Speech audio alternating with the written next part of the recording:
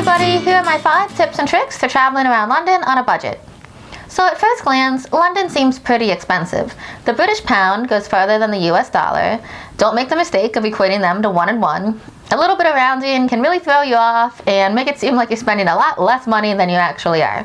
And yes, London can be a very expensive city, like most cities are, but there are ways to still have a good time in the city while not spending thousands of dollars. So here are some of the things that worked well for me. 1.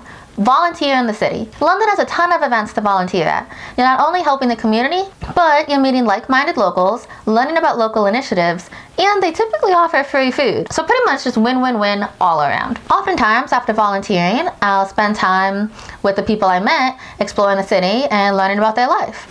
And it seems pretty simple and straightforward, but that's actually something that people pay a lot of money for on websites like Airbnb. Personally, I was lucky to be in the tech field, so I found a hackathon that someone was organizing. Just sent them a quick email saying I'm coming from the United States and I would like to help. And the organizer was so excited that someone from the United States was coming that in exchange for me helping to set up the hackathon, he listed me as the special guest from the USA. Number 2, go to free sites. Yes, London can be very expensive, but there's a ton of other cool things to do in the city that are free. You can see the Rosetta Stone, which is something that I only read about in the history books when I was little.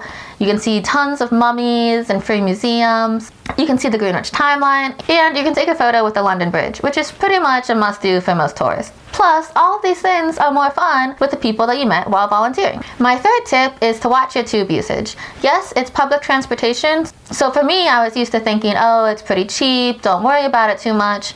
Well, the tube kind of adds up pretty fast. I had a hostel in Leytonstone in Zone 3 on the tube map, and I did a check to see that it was on a public transportation line, which it was, just about a 5-minute walk away. And I was like, okay, good hostel. It was under $12 a night. I'm only staying there for 1 night. No big deal, good to go. But I didn't realize that from Zone 3 to Zone 1, it's £330. And in dollars, that equates to a little over $4. And that's one way. And that's with your Oyster card. I would definitely suggest getting an Oyster card. But so my bus from the airport arrived in Zone 1. To drop off my stuff, I went to Leytonstone. That's about $4. To go back downtown to meet some friends was another $4. And then I went back to Leytonstone to sleep, another $4. And then to catch my bus the next day, I was back at Liverpool Street, which was another $4. Plus, it's not the quickest ride from downtown to Leytonstone. So what I really should have done was get a hostel closer to downtown. I would have met a lot more people. The hostels there tend to be a lot busier and a lot hipper. And I think at the time it would have just been a better choice.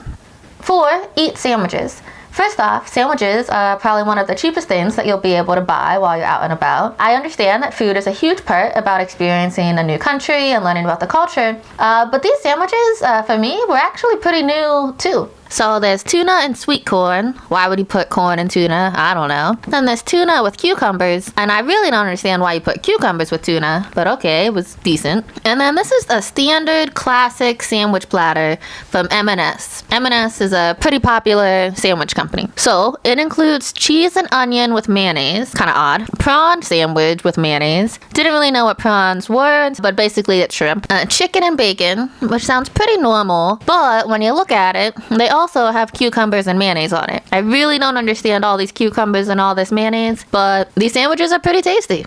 Of course, you can totally have your stereotypical fish and chip. You'll pay a little bit more for it, maybe do it once or twice, but sandwiches pretty much got me by. 5 is meet up with friends in London. So this might not apply to you, but if you've traveled around for a bit, there's a good chance that you've met people who live in London. When I was in Thailand, I met travelers from London. When I was in India, I met travelers from London. When I was in the US, I met people from London. And so I don't get to see them every day because they don't live where I live, but I keep in touch with them via Facebook. And when I'm heading towards where they live, I just send them a message saying, hey, I'll be in your area. If you're free, let's hang out. So this is another great way to explore the city with people that live there. And oftentimes when I meet up with friends, I also get to meet all of their friends. It's a really great way to have a genuine experience in the city and meet new people. So all of these tips and tricks seem pretty simple. Nothing extraordinary, nothing mind-blowing. But if you're a traveler that doesn't like to spend a lot of money but still experience new culture and find more local things to do and meet new people, these are ways to really make your time memorable and a good experience. For me, when I travel, I'd much rather just spend it talking to people and taking in the atmosphere than doing a bunch of touristy things that cost lots of money. Thanks for listening.